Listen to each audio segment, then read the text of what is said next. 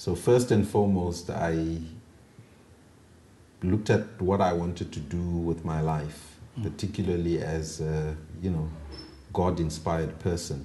I believe on a daily basis. I read the Word of God. I pray. I seek guidance from the Lord. In my successes and my failures, that's the default manual that I go to. I'm a student of the products that I sell, Success Motivation Institute. You can see I've got my success planner in front of me, and I use that quite diligently on a daily basis. I plan my day, I plan the events around my life. I also have a wheel of life that I adhere to, quite strictly. It's got 7 spokes to that wheel of life, and that gives me balance in terms of how I actually run my life. So all those then become an integral part of what you would call secret spokes of the wheel of life. It really has, your spiritual and ethical side at the core of everything else that we do, but you need that as the core, and it is a major spoke where you need your spiritual and ethical goals. Then, of course, there is the, family and home. That's important. Then the third one, I would say, would be your physical and health. I hope you do see that I look not like your typical African 50-year-old businessman, with a huge belly and so forth. So your fitness is important. Your health is important to you. Then we move on to your mental and education. We're in a world of continuous learning, therefore it's imperative that one continues to learn. Then there is the social and cultural dimension, because you are ensconced within a society and a culture, and you need to actually, push that. Then there is the financial, your personal financial goals. Yes. I think those are important for an individual. Then there is the aspect in terms of your career. What is it that you are actually, pursuing in terms of your career? So these would develop what we would call a well-rounded individual in terms of being able to balance all these spokes of the wheel of life.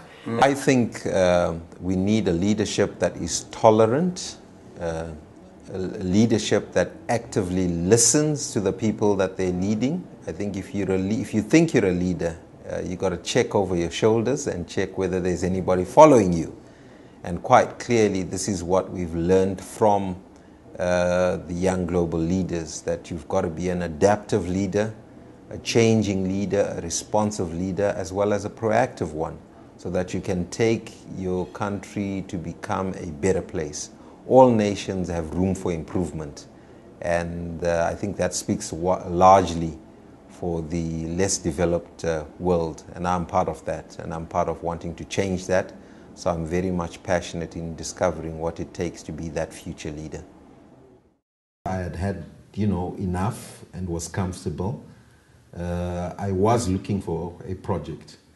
It's a lifestyle that I share today. Yes. If I have a surplus amount, I am looking at a community project that I can undertake and be a blessing to the community. And if it's not my money, then it's my time. Yes. Like I'm giving time to you on television now. I know this will benefit a lot of your viewers and followers. Yes. If it's not my time, it's my knowledge, my experience, my exposure. And if it's not that, it's, whatever else I can give. My clothing to street kids who are not well clothed, my blankets. If it's winter and it's warm and, we've got the extra things. So I think it comes naturally that I should be a giver. And, our churches have taught me over the years, to always contribute to these good causes. Well, I think first and foremost, is that view that you never give up on that compelling vision and dream that you have. Yes. And so if it is your dream to run your business, your company in a particular way, the tough times, either being born in tough times, will mean that you're going to be a healthier baby or adult If on the other hand you are going through a bad season, you know that the good times will come. No bad season lasts. So the bad seasons are to be used to refocus, to eliminate all unnecessary overheads, for example. Yes. And then, you know, once you are pruned, then you can be ready to be fruitful once again. A tree that is pruned is clearly going to, you know, yield a bigger harvest. Yeah. Yeah. So it's an encouragement that, you know, tough people last. You know. One must understand, as Peter Drucker once remarked, entrepreneurship is not magical or mystical. It is a discipline, and like any discipline, entrepreneurship can be learned. And so young entrepreneurs must undertake the discipline of learning to be entrepreneurs.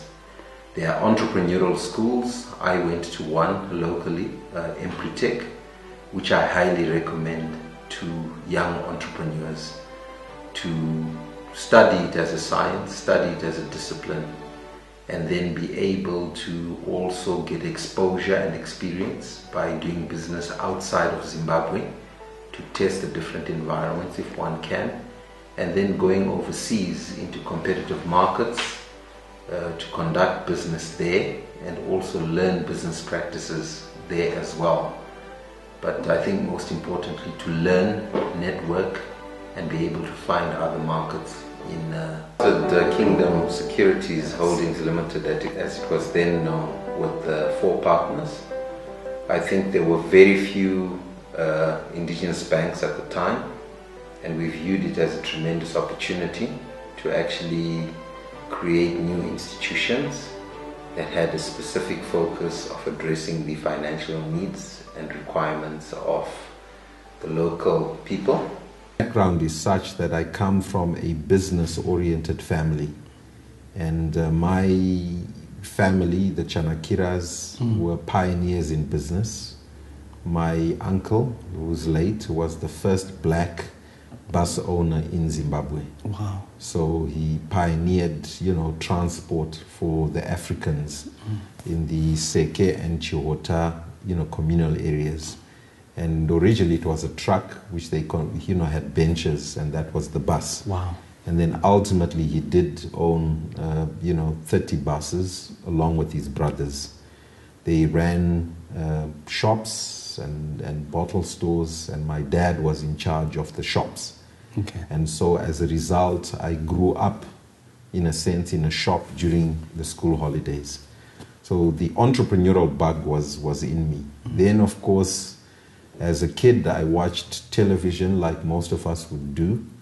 And there was a series called The Lifestyles of the Rich and Famous. I remember that one. Yes. I remember that one. And that was a favorite of mine. Yeah. And that, I guess, inspired me further. Hello, thanks for watching my video, and if you like this video, please be sure to like and share this video with your family, friends and loved ones. And also for more videos like this, please be sure to subscribe to my channel because more videos like this will be always coming.